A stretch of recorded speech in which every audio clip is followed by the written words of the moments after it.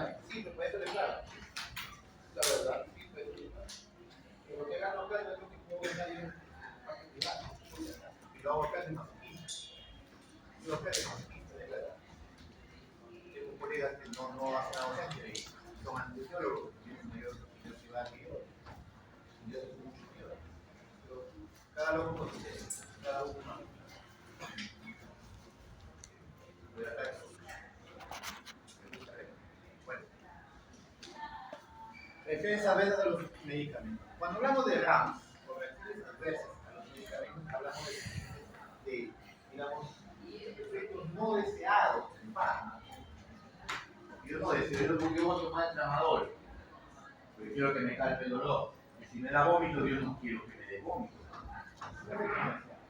Pero eso sí, para que se considere reacción adversa al fármaco o al medicamento, tiene que ser administrado en dosis normales, en dosis adecuadas. O sea, si ustedes le dan un fármaco por encima de la dosis normal, ya no es una reacción adversa, esto se llama sobredosificación.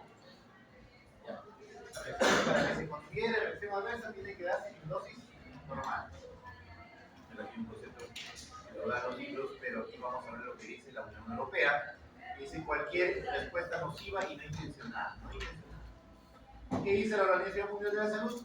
Lo magnifica un poco más el concepto que te dice cualquier respuesta a un medicamento que sea perjudicial e involuntaria, que se presenta a las dosis utilizadas normalmente. Eso es importante. Que se presente a las dosis utilizadas normalmente. Para que se considere una reacción. Esto lo dije la semana pasada. Todo fármaco es capaz de producir un efecto mínimo o máximo, como sea, todos tienen esa tendencia.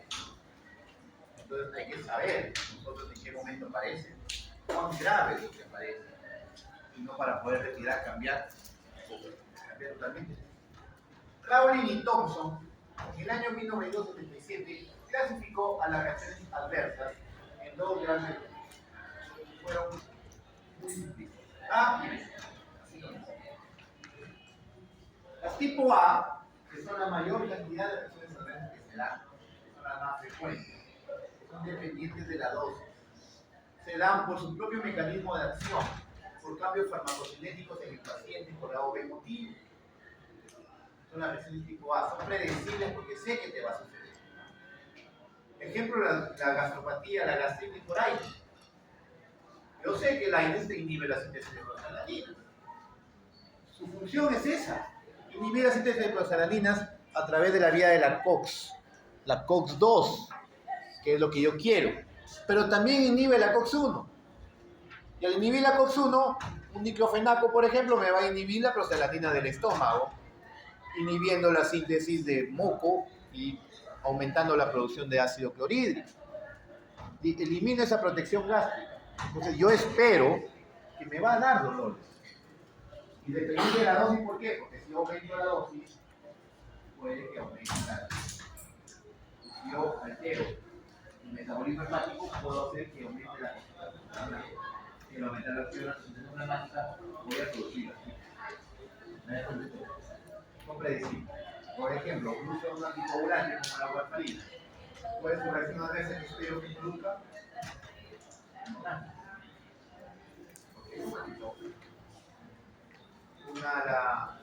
Si yo el paciente le doy un fármaco, un anticolinérgico, por ejemplo la buscapina, antimuscarínico, me bloquea los M2, espero que me dé taquicardia. Es un tipo A, está dentro de su mecanismo de acción, dentro de su efecto. En cambio, los tipo B son no predecibles, no se relacionan con la dosis. Tiene un paciente y le dicen ustedes, ¿alérgico a un medicamento? No, nunca he tenido alergia, siempre he tomado fármacos y nunca me he dado alergia. Le pones una ampolla y se muere por una reacción anafiláctica. No predecible, no supiste que va. Las reacciones alérgicas son tipo B. Una granulocitosis por el metamizol, una síndrome de Stevens-Johnson, una porfiria aguda, enfermedades que no tienen nada que ver con su mecanismo de acción y con la dosis. Aquí, por ejemplo, respuesta A, farmacológicamente predecible, sí. La B, no. No sabes. La respuesta dependiente de la dosis, sí. Tipo A, B, no. Incidencia y morbilidad, como les he dicho hace un momento, es elevada, pero no es tan mortal, no es tan grave. Un paciente no se va a morir con una gastritis. Una hemorragia sí, pero dependiendo del grado de la hemorragia. Pero no es. En cambio, la respuesta B sí es alta. Baja la movilidad rara que se presente, pero sí es elevada. Una reacción anafiláctica, un síndrome de Stevens-Johnson, es mortal. El tratamiento en la tipo A es ajustar la dosis, vas bajando la dosis. En la tipo B se retira el fármaco, porque no depende, con la mínima cantidad que le den va a producir reacción severa incluso.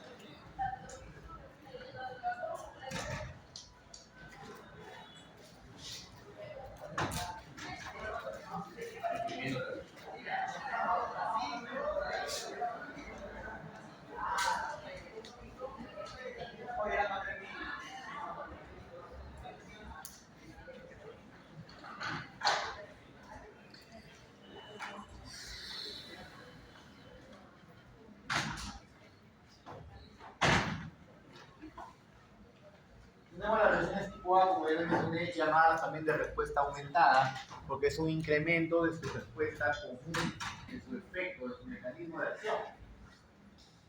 Depende de la dosis. Un ejemplo, hemorragia por el tubo grande, ya les he dicho hace un momento, digamos, el ejemplo. Características, como les he mencionado, extensión de su mecanismo de acción, su propio efecto, su propio mecanismo para lo que se ha formado el fármaco, se puede producir una respuesta. Son reproducibles, como les mencioné, yo le puedo dar a un paciente, quiero que le dé gastritis, le empiezo a dar diclofenaco todos los días, a pesar que estoy dándole las dosis normales, te puedo producir una dificultad. Son predecibles, sí, más común que la de tipo B, lo único que puede a veces pasar, son prevenibles. Si yo sé que un paciente sufre de gastritis y necesito obligatoriamente darle un AINES, le doy un protector gástrico, ¿no? Para mejorar o proteger, porque sé que le va a producir una reacción adversa, está dentro del protector.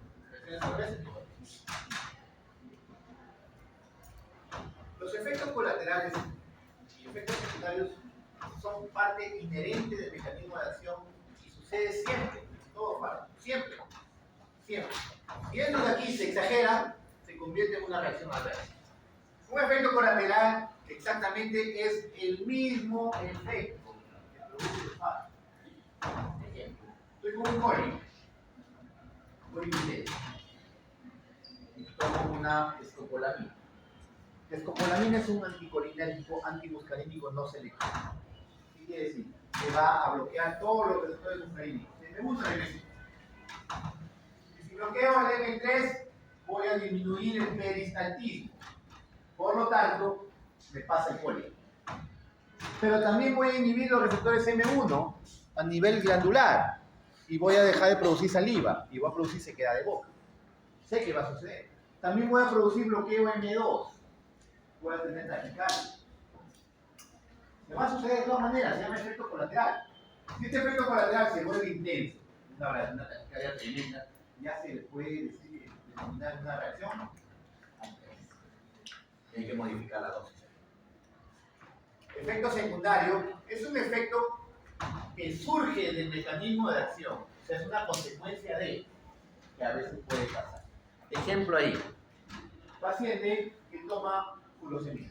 Furosemida es un diurético de ácido, actúa en el asa de Henle, en la rama ascendente del asa de Henle, provocando la mayor producción de orina. Pero en eso de aumento de la secreción y aumento de la orina también hace que se elimine el potasio. Es un efecto secundario porque no es causa de, consecuencia de. Entonces esa eliminación de potasio va a producir caída de los niveles de potasio. Supongamos que el paciente tenga 4.3 de potasio. Empieza a tomar furosemida y termina con 3.6. Igual hay caída del potasio, efecto secundario. Pero sigue estando dentro de los valores normales. Pero si ese potasio empieza a caer en menos de 3.5, ya se llama hipopotasemia. Ese efecto secundario ya se convirtió en una reacción adversa. ¿De acuerdo? A eso voy, eso quiero que entiendan. Otro ejemplo de los efectos secundarios que son los más comunes, o los más entendibles, es los antibióticos. Los antibióticos no actúan en nuestras células, sino actúan matando bacterias. Por ejemplo, un antimicrobiano como la clindamicina, es un bacteriostático. ¿Qué hace la clindamicina? Inhibe la síntesis proteica. Inhibe uniéndose a la subunidad 50S del ribosoma bacteriano. Así actúa. Deja de reproducirse las bacterias y disminuye la enfermedad. Pero al inhibir también la actividad de las bacterias, también actúa en las bacterias de la flora intestinal. Entonces, ¿qué pasa si yo destruyo las bacterias de la flora intestinal? ¿Qué sucede? Diarrea, porque proliferan patógenos. Aparece diarrea. Y esa diarrea es una consecuencia de, porque la clindamicina no actúa en las células del intestino, actúa en las bacterias. Entonces, un efecto secundario. Todos los antibióticos mayormente son secundarios porque no actúan en nuestras células, en nuestro propio mecanismo de acción fisiológico que tenemos. Causas de la reacción adversa. Sobredosis relativa. Eso es lo que ustedes dirán. ¿Por qué sobredosis, doctor? Si usted ha dicho que es la dosis normal, pero usted está diciendo relativo. Porque hay una alteración en el proceso LATME que va a provocar que el fármaco que los ha administrado a dosis normales, sus concentraciones plasmáticas sobrepasen la concentración mínima tóxica. Por ejemplo, en la absorción, tomo un fármaco que normalmente se va absorbiendo de a pocos, pero tomo un fármaco que produce, digamos, parálisis de la motilidad intestinal, que va a permanecer más tiempo en un sitio donde se va a absorber de a golpe, incrementando bruscamente los nutrientes normales, quitando la farmacocinética normal. Un paciente que tiene cirrosis hepática severa. Entonces si tiene cirrosis hepática le doy un fármaco que no se metaboliza en el hígado. Bacán, le das. Pero recuerden que el paciente con cirrosis hepática severa no solamente no funciona el hígado en el metabolismo, sino tampoco produce proteínas. Y si no produce proteínas, ¿quién se va a ligar al fármaco? Entonces hay aumento de la fracción libre de ese fármaco, incrementando la concentración mínima tóxica, produciendo efectos adversos. Lo más llamativo, el metabolismo. Paciente con cirrosis hepática, su hígado no funciona. Le das un fármaco que se metaboliza en el hígado, no se va a metabolizar y va a incrementar la concentración pasando a la concentración mínima tóxica. Volvemos a lo mismo. Por eso es el término sobredosis relativa. Otro, fallas a nivel renal. No se excreta, se acumula, aumenta las reacciones adversas. A pesar que han tomado dosis normales. Por eso que se llama reacción adversa. Otra, exageración de los efectos colaterales, que es lo que les mencionamos un momento. Intensificación de los efectos secundarios, que también les explicado hace un momento.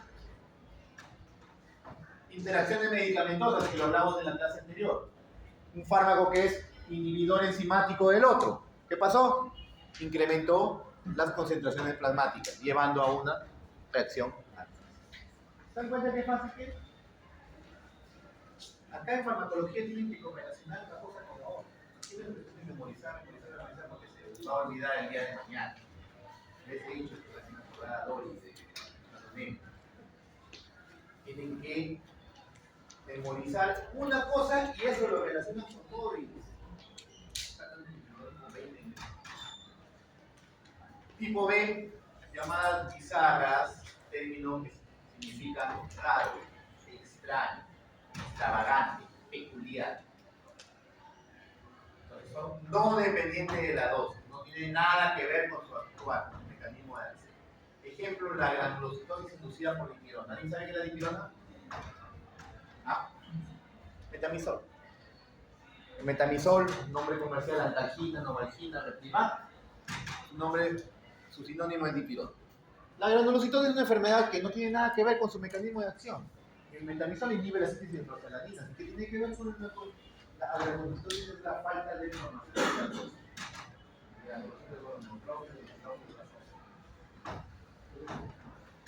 Acá en el Perú no se ha escuchado, no he leído que haya habido casos de granulocitosis comunitaria.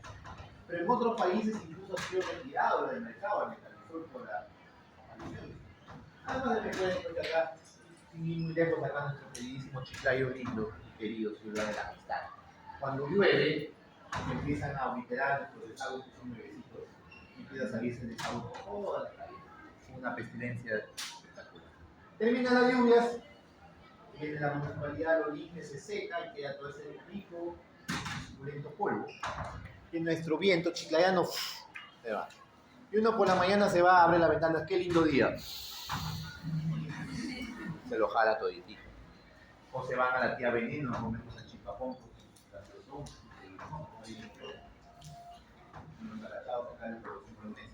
entonces, traen a un gringo, lo llevan a uno de los agachados y olvídense, no va a poder sentarse durante 3 semanas con tanta diarrea que le va a dar.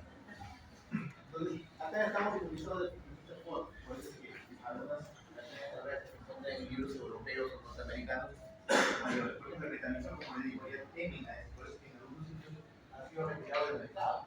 Acá no. Acá lo tiene como vitamina. Características.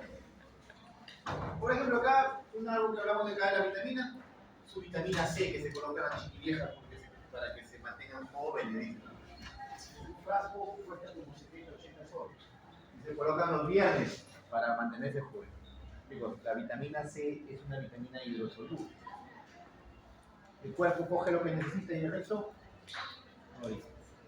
Entonces producen, mayormente, entonces en todo caso, producen la orina más cara del mundo.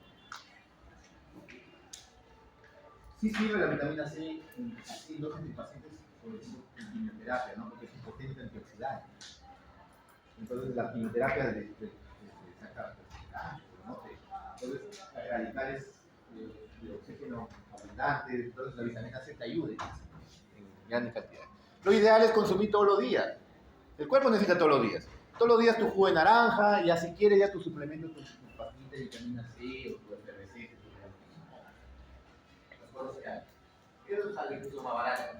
Pero como administras una vez a la semana para que después al día siguiente lo vamos a orinar, el cuerpo coge lo que necesita de dentro de ti. Acá estamos en el Perú. Aquí en el Perú, más tarde que sale una propaganda en la que crearon la cura del cáncer, todo el mundo come. Buscan en Google y encuentran un granito que le salió al costado de la uña y ya piensan que le van a apuntar el dedo. ¿No? Entonces, acá hay que no guarda relación con la dosis ni con el efecto farmacológico, son inesperadas, difícilmente prevenibles. No sabes qué va a pasar.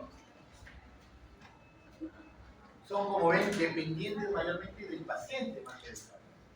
Porque el paciente nace con una predisposición genética para tener esa reacción. Acá, como en el Perú, como le dije, no tienes de India, tienes de Mandinga, tienes de bicho. Somos una, digamos, cultura interracial, digamos, cruce tremendo, en la que pues todo eso ya ha cambiado la genética, es muy diferente. Los europeos, por ejemplo, ¿no? Que algunos tienen unas enfermedades raras como la déficit de glucosa 6-fosfato deshidrogenasa, síndrome de se acumulan lípidos, cerebrócidos, etc. Entonces son genéticamente distintos. Entonces muchos de estos pacientes, estas reacciones tipo B dependen del paciente. Acá tenemos el ejemplo de intolerancia. La intolerancia, la idiosincrasia y las reacciones de hipersensibilidad. La intolerancia se habla cuando se producen efectos farmacológicos que suceden, pero con dosis mucho más bajas que la que se requiere. Por ejemplo, acá tengo el ejemplo, un paciente que toma antihistamínicos normalmente de H1 nos da sueño. Es uno de sus efectos adversos, conocidos por inhibición de los H1 a nivel del sistema nervioso. Es un efecto adverso conocido de los antihistamínicos de primera generación. Por eso que los de segunda generación, como no atraviesan la barrera hematoencefálica, no te producen sueño, pero igual te van a producir. En estos pacientes que tienen una intolerancia al fármaco, con dosis mínimas, se pueden dormir hasta 2 días. Eso se llama intolerancia. Depende del paciente. Tipo B, porque no depende de la dosis.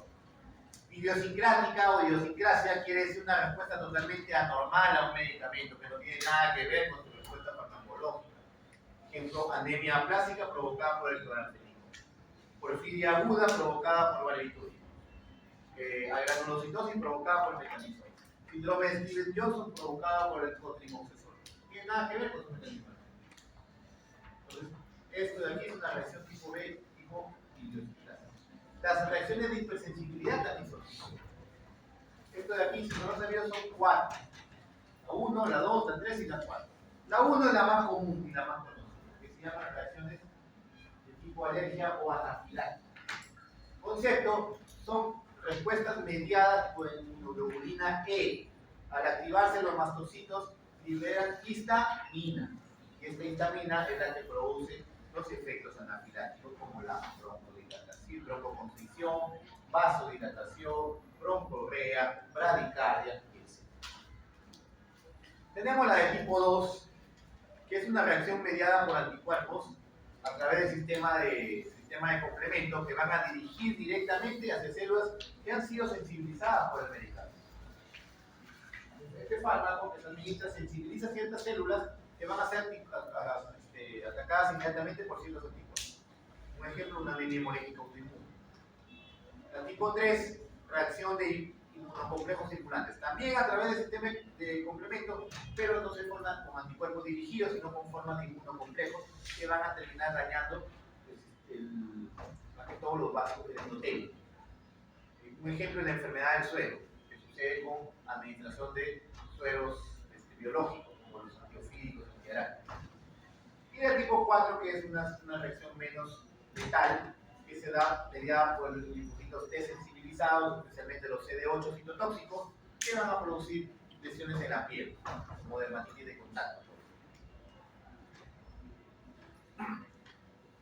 Edward y Aronson, ya en el año 2000, hace 24 años, dijeron, A y B, ok, pero hay otro tipo de reacciones que no encajan en esa otra. Entonces él dijo, hay que crear la C, la D, la E y la S. Entonces, las tipo C o B crónicas se refieren a pacientes que están administrando el fármaco de forma crónica, que al momento de retirarlo puede producir un efecto rebote. Les voy a poner, bueno, ustedes que están ahorita calientitos, reciencitos, eruditos en fisiología, porque les he dicho, fisiología aprobado en su función por una falla garrafal de este sistema, de este currículum, que menos mal en el 2026, que ya empezó y en el 2026 ya me toca con farmacología, gracias a Dios y a los santos y a todos los dioses del Olimpo. Y ahora la estructura y función ya no existe, sino son 4 cursos separados. Gracias a Dios, porque tienen que aprobar los 4 para pasar a farmacología. ¿Pero qué hacen normalmente? Estructura y función. Estudio lo más fácil, anatomía, biología, histología. Y dejo fisiología porque se me hace difícil. Y apruebo el curso sin saber fisiología. Y eso es lo que nos estamos mostrando. Yo lo que vamos a ver, demuéstrenme ahorita que les voy a pedir. O ninguna farmacología.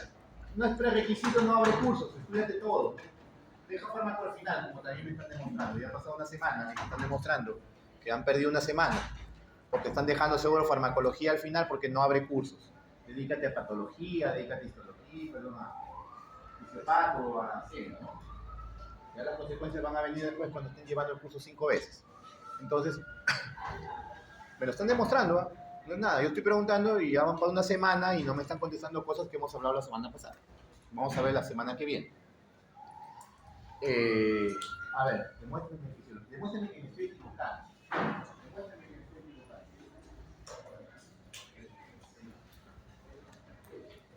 Dime las 3 vías para la producción de ácido clorhídrico en la célula parietal.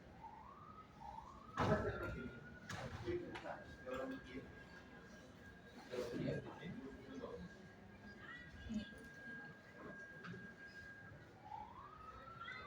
no va. Yo llevo fisiología. Demuéstrame que pasado fisiología, estoy función 2 estudiando 1. Es más, es la última unidad del curso de estudio de función, dice sí. Porque también enseñan estudio de función.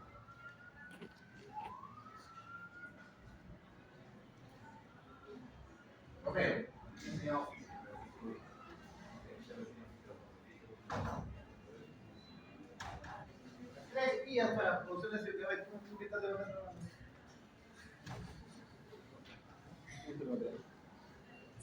A ver, por acá. ¿Cuáles son las 3 líneas? ¿A quién sabe? Le aumento 2 puntos en el examen.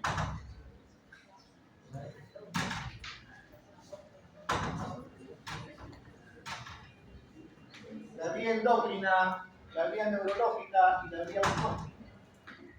La vía endócrina, ¿por quién? ¿Qué hormona es la que produce y estimula la producción de ácido oxalídrico? La fisiología. Ya me están demostrando que no vamos a probar el curso porque ya les he dicho, es fisiología.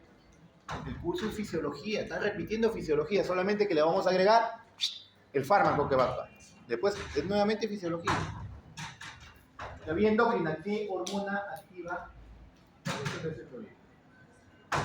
¿Ah? La gastrina. La gastrina. La vía neurológica, la acetilcolina. Fisiología. En el colegio me han enseñado eso. Tenía 5 años yo viendo los pitufos leyendo eso. Autócrina, la histamina. Actúan los receptores H2. Estas 3 vías van a terminar en una vía común, que es la bomba de protones. La bomba de protones. Esta bomba de protones, ustedes van a tomar un IBP o inhibidor de la bomba de protones. El omeprazol, por ejemplo. Inhibo la bomba de protones. Inmediatamente el sistema endocrinológico, que es terco, va a empezar a aumentar la producción de gastrina. ¿Con qué finaliza? De tratar de activar una bomba que está inactiva, que está bloqueada por el omeprazol. Por más cantidad de gastrina que le den, no va a funcionar. No quiere funcionar, está bloqueada. No va a funcionar, por más gastrina que esté ahí, aumenta. Entonces un día el paciente llega, le dice el vecino, deja de tomar eso. Toma tu agua de muña, deja de tomar omeprazol. Lo deja de golpe, bruscamente. Entonces, si tú dejas de funcionar, dejas de tomar bruscamente, esa bomba de protones vuelve a funcionar. Y como hay gran cantidad de gastrina, empieza a producir gran cantidad de ácido clorhídrico. Es un efecto de rebote y los síntomas incrementan más de lo normal. Tenemos las tipos de o diferidas, carcinogénesis, alteración de la fertilidad, un ejemplo, pacientes que de niños han tenido leucemia, se les ha tratado, se han curado de la leucemia, pero 20 o 30 años después tienen cáncer de otro órgano, producido por una alteración citogenética por los fármacos antineoplásicos que se han tomado, se han visto casos. Tenemos las tipo E o INDI, el nombre lo dice IN, que significa final, por finalización de tratamiento. Aquí se da, usted dirá, doctor, pero en la C nos ha dicho, acá es diferente, ¿por qué? Porque aquí estamos hablando de la supresión de un órgano por la administración de fármacos. ¿Me dejo entender? Por ejemplo, vamos a hablar fisiología. Nuevamente, el eje hipotálamo, hipofisiario, suprarrenal. El hipotálamo produce una hormona llamada factor liberador que actúa a nivel de la hipófisis. La hipófisis produce la ACTH que activa la suprarrenal. ¿Qué es ACTH?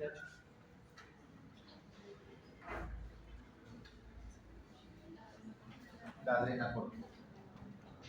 Libera la ACTH, la adrenocorticotropa, que va a actuar en la corteza suprarrenal para la producción de cortisol.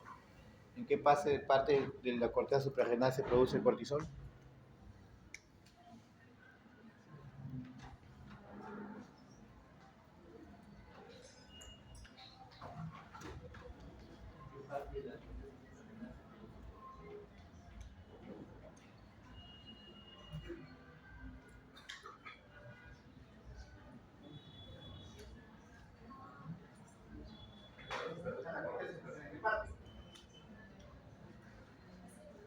A ver, los fisiólogos. ¿Tú? ¿Qué pasa?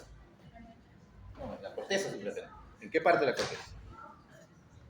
Los fisiólogos, sobre los fisiólogos. No, tú eres fisiólogo.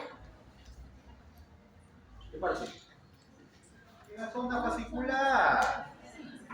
La zona fascicular, fisiología, eso lo vamos a tocar de aquí a 2 semanas, después del primer examen. Vamos a tocar sistema psicoides. Chicos, fisiología, ya se están dando cuenta. Hasta ahorita todavía vamos un poquito. La próxima, cuando hablemos de sistema nervioso autónomo, se van a acordar todo lo que han llevado en fisiología 1 del sistema nervioso autónomo. Por si acaso, han llevado fisiología. Entonces, ¿qué sucede? El eje funciona así y la corteza suprarrenal, la zona fascicular, empieza a producir cortisol todos los días. Pero el paciente empieza a tomar prednisona, es un corticoide. Prednisona, todos los días. ¿Qué hace el hipotálamo? Le dice a la hipófisis, oye, estamos trabajando por la cura. Deja de producir ACTH, yo no te molesto. Y deja de funcionar el eje. Porque ya está bien exógeno. Pero el paciente se excedió de la dosis mucho tiempo y empieza a hacer un síndrome de Cushing. Empieza a hincharse. Se ve al espejo y se ve un gordito con la cabezota. Yo no era así, puedo dejar, y deja bruscamente de tomar. El eje no está funcionando. Deja de usar, hay una supresión del eje. Entonces, dejas de tomar bruscamente y terminas hospitalizado con una insuficiencia adrenal, una insuficiencia suprarrenal. Termina, y es peligroso, es mortal. No hay cortisol en tu organismo. Lo mismo sucede, por ejemplo, con los fisicoculturistas que se inyectan anabólicos. Los anabólicos son andrógenos, hormonas masculinas para estimular el crecimiento muscular, hipertrofiar el hombre. ¿Quién produce los andrógenos en el hombre? ¿Qué órgano? El páncreas. Bien. El testículo. Entonces, ¿qué sucede si estás colocándote externamente? ¿Qué pasa con los testículos? Dejan de funcionar. Ahí viene el dicho, ¿no? Dinamita acá y una mechita. Hay una hipotrofia. Y si vas a retirarlo, tienes que retirarlo también paulatinamente para que los testículos vuelvan a empezar a funcionar. Porque si lo retiras de golpe, entonces, ¿cuánto viene? Hola, ¿cómo están? ¿Qué tal? Hola. Empiezan no hay hormona masculina. ¿Ya? Entonces, el retiro también tiene que ser paulatino. Él es un tipo, digamos, de bloqueo brusco de unos pasos final. Y tenemos la tipo F por agentes ajenos al principio activo. ¿Cómo llamamos a los agentes ajenos al principio activo? ¿Cómo lo llamamos? Eximidos. Por nivel de compromiso podemos hablar de leves, moderadas, graves e incluso el tipo B son las más graves, las más severas y las más peligrosas son para la vida del paciente. Mecanismo de producción de las reacciones adversas. Tenemos las que son relacionadas con la dosis y las no relacionadas.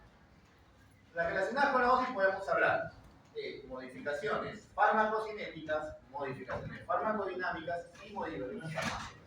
Si hablamos de modificaciones farmacéuticas, son alteraciones o cambios en el fármaco antes de llegar al paciente. Por ejemplo, fármacos vencidos, fármacos contaminados, como una sustancia pirógena o algún microorganismo que puede provocar alguna reacción. Tenemos las modificaciones farmacocinéticas, todo lo que tenga que ver con el proceso de absorción, de metabolismo o de excreción, que te va a alterar, te va a producir reacciones.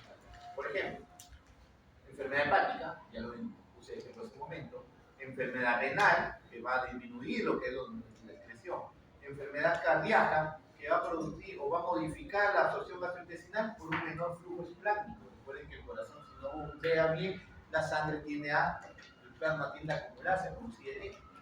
Y algunas variaciones farmacogenéticas que pueden provocar cambios a nivel del metabolismo.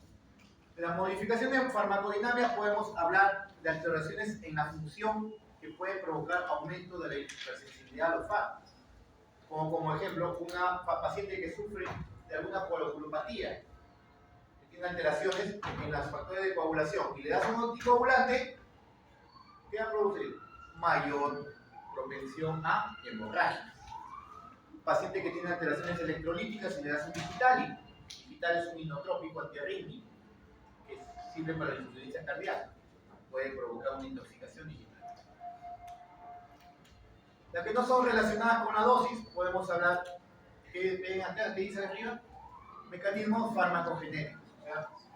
¿Qué dice la literatura? Están relacionadas con qué? Con el paciente. Con el paciente. Entonces, estamos hablando de farmacogenéticos, estamos hablando de alteraciones estructurales en el organismo que me provoquen enfermedades que no tengan, o reacciones que no tengan que ver con la dosis. Ya les puse de ejemplo hace un momento. Pacientes con VIH, por ejemplo, que ha sido infectado, que va a haber cambios en su estructura orgánica que te puede producir, digamos, una alteración, un síndrome de Stevens-Johnson. Pacientes que tienen alteraciones enzimáticas que pueden producir una porfiria aguda por barbitúricos. Alteraciones farmacogenéticas, por ejemplo, paciente que tiene alterada la acetilación, la hidrólisis y la hidroxilación, que va a cambiar su capacidad metabolizadora. Va a haber o no cierta enzima que va a provocar o la formación, el acúmulo del paciente, del fármaco, perdón, o la formación de compuestos tóxicos para ciertas células. Tenemos, por ejemplo, que hemos hablado hace un momento, de la acetilación. Ustedes han oído hablar de los acetiladores rápidos y los acetiladores lentos. Por ejemplo, un acetilador rápido, que ya es por formación genética del paciente, tiende a tener toxicidad hepática por isoniasis, que no está relacionada con la dosis, porque no está dentro de su mecanismo de acción. Recuerden que la isoniazida, ¿cuál es su mecanismo de acción de la isoniazida? ¿Cuál es su mecanismo? Tuberculosis, isoniazida. Por eso, inhibe la síntesis de ácidos glicólicos en el Mycobacterium. No actúa en nuestro organismo, pero aparece toxicidad hepática, ¿no? O un acetilador rápido, o un acetilador lento, por la aparición de enfermedades tipo lupus. Tipo lupus, que quiere decir que va a activar ciertos anticuerpos que van a alterar algunas células del organismo. Tenemos alteraciones en la hidrólisis, por ejemplo, la succinilcolina es un fármaco bloqueante neuromuscular que se metaboliza con la pseudocolinesterosa. Entonces, ¿qué pasa si hay alteraciones en esta pseudocolinesterosa? No se va a metabolizar la succinilcolina, pudiendo provocar un bloqueo neuromuscular prolongado y el paciente terminar en ventilación mecánica bastante tiempo. Tenemos alteraciones en la hidroxilación que pueden provocar acúmulo de la fenitoína, provocando supresiones a veces severas. La fenitoína, recuerden, es un anticonvulsivo. Alteraciones farmacodinámicas en sí, como ven, va a ser un aspecto biológico alterado por el fármaco. Directamente el fármaco va a alterar algunas células o receptores.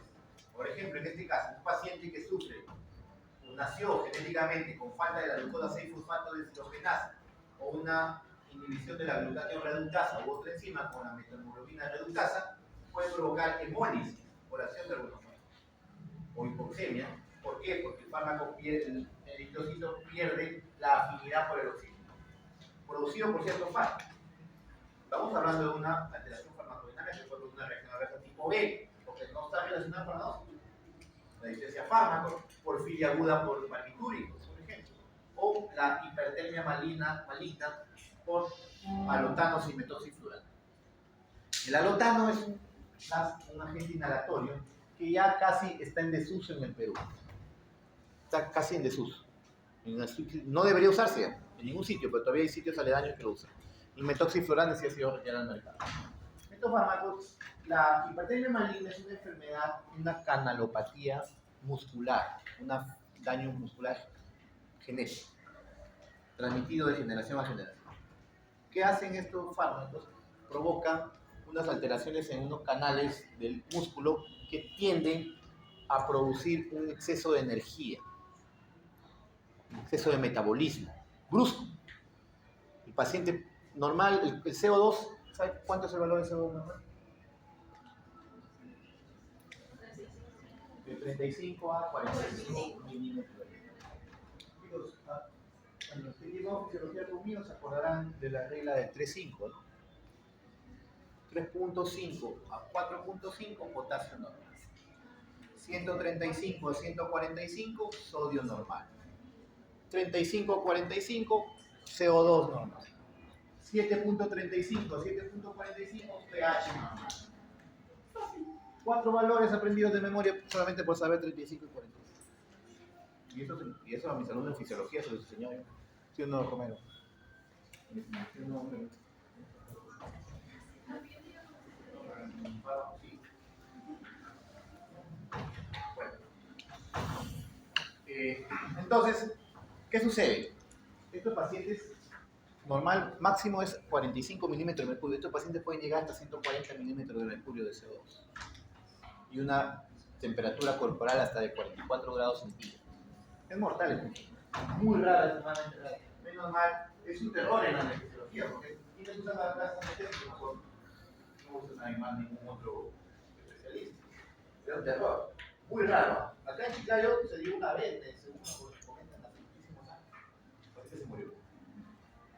Pero ya no hay a los años, ya metoxifurano menos.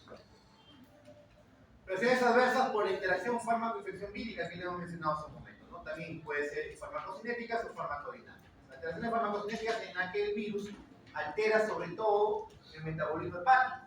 Ejemplos tenemos el virus de la influenza B, que va a alterar el metabolismo de la teofilina por disminución del metabolismo. El metamizol por el virus de la hepatitis B y el fenotipo acetilador lento, como lo mencioné hace un momento, en el 93% de pacientes con VIH. La interacción de farmacodinámica, el virus va a provocar una sensibilidad aumentada a las reacciones adversas de dichos fármacos. Por ejemplo, pacientes con par, citomegalovirus e influenza que nunca han tenido reacciones adversas a la ampicilina pueden aparecer. Tomino parece que acá, en este caso, era común porque ya el ácido acetilsalicílico ha sido retirado, bueno, contraindicado en niños. Los niños son los que más se exponen o más tienen infecciones por varicela, influenza, rinovirus, porque existía un cuadro llamado síndrome de Reye, que era una alteración cardiovascular severa. El paciente tratado con clotrimograzol y VIH que pueden tener lo que es síndrome de Stevens-Jones, que es más común con VIH que con pacientes. Tratamiento de la RAS tipo A, reducción de la dosis o tratar otro fármaco que va a atenuar, por ejemplo, los AINES, le doy un protector ácido. En cambio, las tipo B es obligatoriamente retirada de fármaco. Y se debe retirar por completo, no por un poquito, nada. ¿Preguntas hasta ahí? Bueno, ya para terminar, que también se nos va el tiempo, hablaremos de farmacoterapia y la gestación. Aquí, en este punto, vamos a determinar algo. Recuerden, la gestación es un estado patológico y es un cambio fisiológico. Pero eso sí, el feto, el nuevo ser, el hijo que va a nacer, tiene un comportamiento, si suene feo, de un parásito. ¿Qué dice biológicamente el concepto de un parásito? Es un ser que se beneficia de otro provocándole daño. Y eso es lo que hace realmente. Se alimenta de la madre, se alimenta tus nutrientes, el oxígeno, la madre termina con problemas en ese momento gástricos, dispepsias, dificultad respiratoria, dolores en los miembros, a veces edematiza, etc. Que a unos sean parásitos a los 18, 25, 30, 40 años es otra cosa. Pero durante los 9 meses tienen ese comportamiento. Ya respira por sí solo, ya tiende a hacer en la gestación hay cambios farmacocinéticos notorios. Por ejemplo, cambian la absorción oral por cambios o disminución de la motilidad gastrointestinal, disminución de la secreción de ácido clorhídrico, disminución del vaciamiento gástrico. Recuerden que la gestación aumenta la presión intraabdominal. Este aumento de la presión intraabdominal provoca cambios viscerales. A nivel pulmonar, por ejemplo, produce una respiración con patrón restrictivo.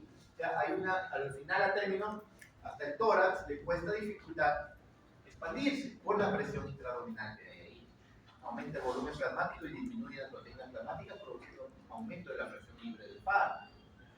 Cambios en la eliminación, ¿no? Metabolismo, la progesterona es un inductor enzimático. La excreción también varía, hay un aumento del flujo sanguíneo renal, aumentando la filtración glomerular y la excreción de algunos fármacos. Pero estamos hablando de punto farmacocinético. Y esto que solamente si hablamos de cambios a nivel de la madre. También hay que tener en cuenta eso, el riesgo en el feto.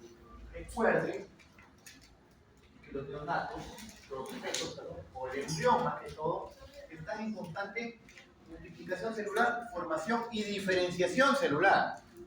Hace un fármaco que cambie la conformación de una sola célula, y como es la teoría, ya ustedes hablan del efecto mariposa, que un vuelo de una mariposa puede producir un huracán al otro lado del mundo, la teoría del caos, incluso hay una película muy buena, antigua, no tan antigua. Entonces, produce eso, un cambio pequeño en una célula puede producir la falta de un órgano en el niño. Entonces, ahí hay que tener en cuenta los fármacos, por eso es que se hacen estudios para determinar los riesgos. Entonces, la FDA, la Food Drug Administration de los Estados Unidos, en la cual nos regimos nosotros, clasificó en 5 categorías el riesgo de los fármacos en el embarazo. Siendo la X, por eso dice, no seas A, B, C, D y E, sino le puso X, porque quiere decir que ni siquiera en broma se atrevan a darlo. Los más importantes que tenemos ahí, tenemos la warfarina que es un anticonvulsivante, los antidiabéticos orales, los YECA y los ARA2, que son fármacos de uso común que deben suspenderse durante la talidomida. Si usted le lleva una gestante con hipertensión arterial, si está tomando antes YECA o ARA porque ha sido hipertensia ya con antecedentes, se retira y se utiliza lo que se debe usar durante la broma, la vacina, la betalol. Si viene una paciente diabética de anterioridad o tiene una diabetes gestacional, ¿cuál es el fármaco de elección? La insulina. Se retira todo antidiabético oral y ni se les ocurra darle un antidiabético oral. Está contraindicado. Entonces, si ustedes ven la imagen que está acá, ¿no? Tenemos categoría A, donde están todas las vitaminas, excepto la vitamina A en dosis altas. La vitamina A, conforme se administra adecuadamente durante... Ustedes saben, ¿no? Dijo mi abuelita, la mejor vitamina es la vitamina O, la obvia.